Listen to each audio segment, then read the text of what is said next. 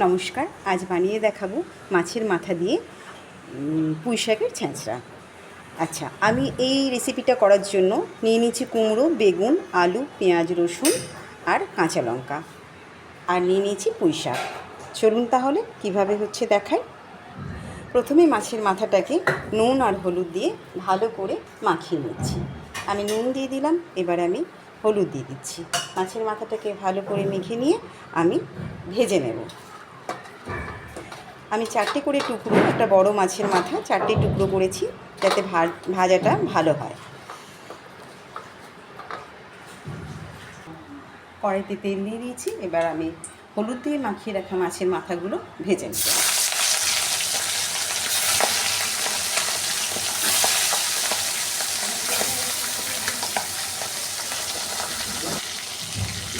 মাছের মাথাটাকে কিন্তু খুব ভালো করে ভেজে নিতে হবে, একদম লাল করে।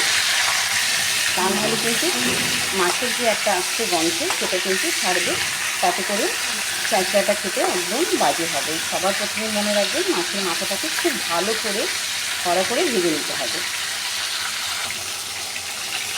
আমি উল্টে পাল্টে নিয়ে মাছের মাথাগুলোকে ভেজে নিচ্ছি। একটু নরম হয়ে যাওয়ার পর আমি এইভাবে একটু ভেঙে ভেঙে দিচ্ছি যাতে ভেতরগুলো ভাজা হয়ে যায়।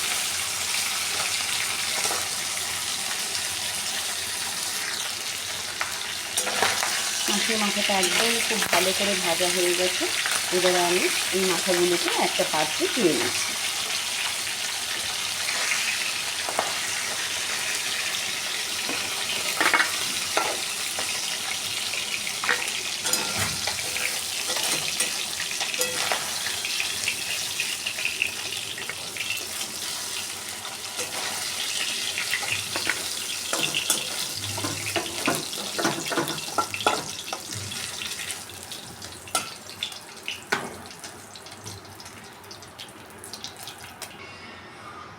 ওই একই কড়াইতে আমি আরও খানিকটা তেল অ্যাড করে দিলাম।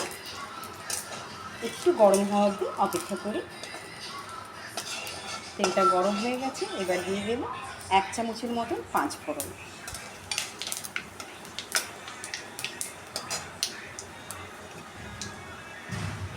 দিচ্ছি 3টে শুকনো লঙ্কা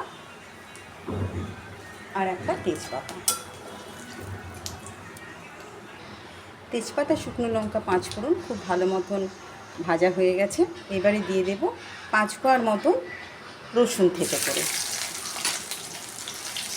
রসুনটা দিয়ে হালকা একটু ভেজে নেব।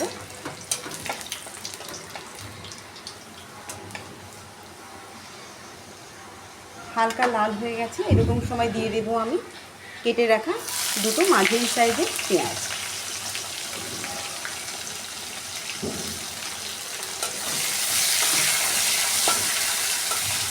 পেঁয়াজটাকে দিয়েও আমি একটু ভালো করে ভেজে নেব।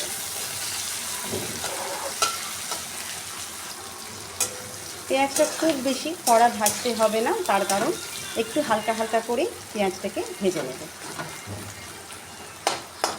এবার দিয়ে দেব আমি কেটে রাখা সবজিগুলো।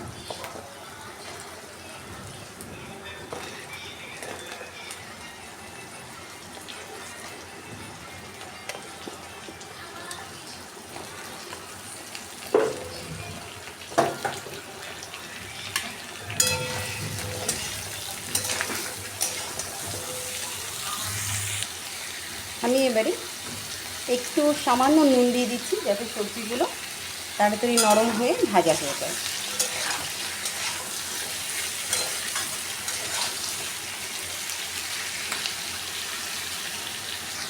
কুমড়ো আর আলু খানিকটা ভাজা হয়ে এসেছে, এরকম সময় আমি বেগুন কাটা দিয়ে দিচ্ছি। কেটে রাখা বেগুনগুলো দিচ্ছি, 5টার মতন কাঁচা লঙ্কা।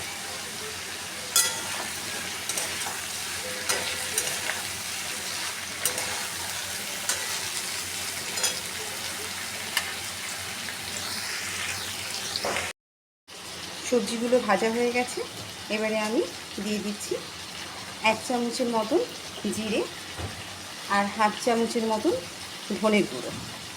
দেব 1 চামচের মতন শুকনো লঙ্কার গুঁড়ো, ঝাল লঙ্কা আর কি। আর দেবো 1 চামচের মতো হলুদ গুঁড়ো দিয়ে আমি সব মশলাটাকে একবার ভালো করে সবজির সাথে মিশিয়ে নিচ্ছি।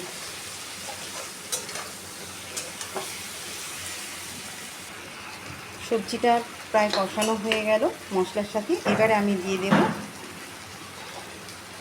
পুঁই শাকের ডাঁটাগুলোকে আমি আগে থেকে সেদ্ধ করে রেখেছিলাম, একটু ভাপিয়ে রেখেছিলাম, কেন আজ বাজার থেকে যে ডাঁটাগুলো নিয়ে এসেছি এই ডাঁটাগুলো একটু স্বাস্থ্যবান ছিল, তাই জন্য আমি যাতে সেদ্ধ হয়ে যায় আগে থেকে একটু ভাপিয়ে নিয়েছি।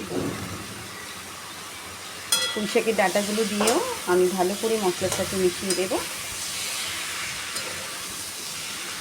পুঁই পাতাটা আমি আরও একটু পরে দেবো, তার কারণ পুঁই পাতাটা তাড়াতাড়ি নরম হয়ে যায় এই জন্য।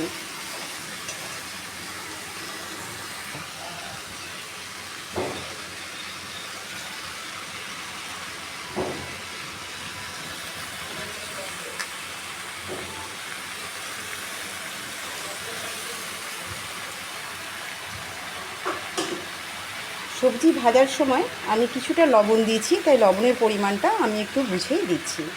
পুঁই পাতাটা দেওয়ার পরে আমি লবণ দিলাম, তার কারণ পুঁই পাতাটা বেশ তাড়াতাড়ি নরম হয়ে যাবে।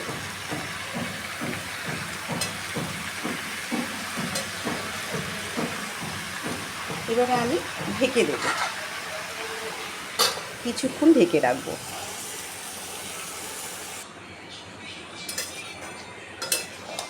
অনেকটা মজে এসেছে, এবার আমি মাছের মাথাটা দিয়ে দেব।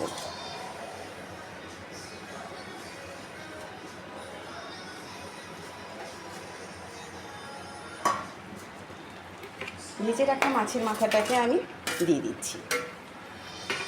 মাছের মাথাটা দিয়ে আরও ভালো করে মিশিয়ে নিই।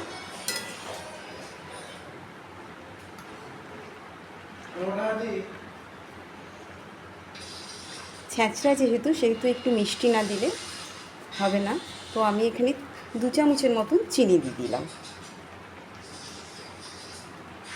চিনিটা দেবার পরে আমি আবারও মিশিয়ে নিচ্ছি।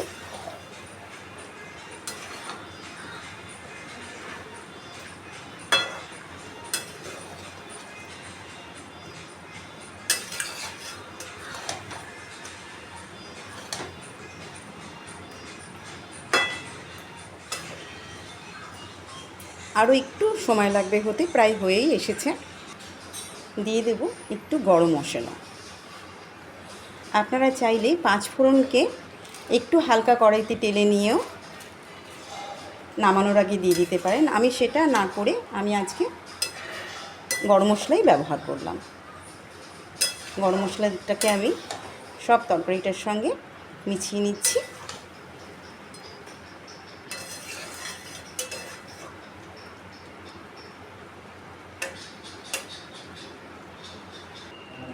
তাহলে বন্ধুরা, তৈরি হয়ে গেল বিয়েবাড়ির মতন ছ্যাঁচড়া।